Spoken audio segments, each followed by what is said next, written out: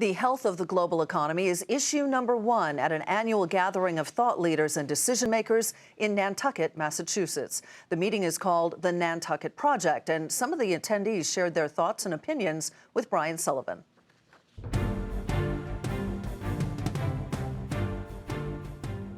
Even on this small island off the coast of Massachusetts, the concerns are decidedly global.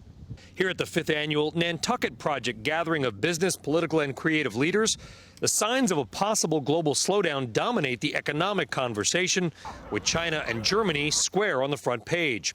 Former Barclays Capital CEO Bob Diamond is here, and he said China's fate right now is unknown. We've seen 20 years of very strong economic growth. We have a correction. How strong will that correction be, or how deep will that correction be? I'm not sure that we know yet. I think a lot of it depends on the quality of the policy response. It's difficult to blame anybody for being a bit nervous. What started as concerns over a China slowdown have spread now throughout the world. The Volkswagen scandal has helped drag down the German stock market by 17% over the past 3 months. And Brazil, the world's 7th biggest economy, is now in a deep recession, and its currency has been sinking.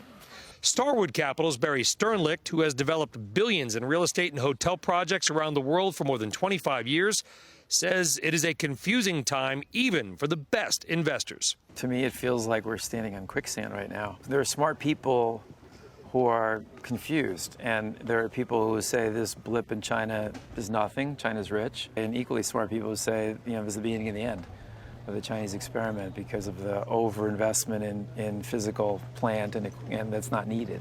And there's so much bad debt in the banking system that the country's not nearly as rich as people think. Sternlicht added that one way to help end some of the confusion would be for the U.S. Federal Reserve to raise interest rates.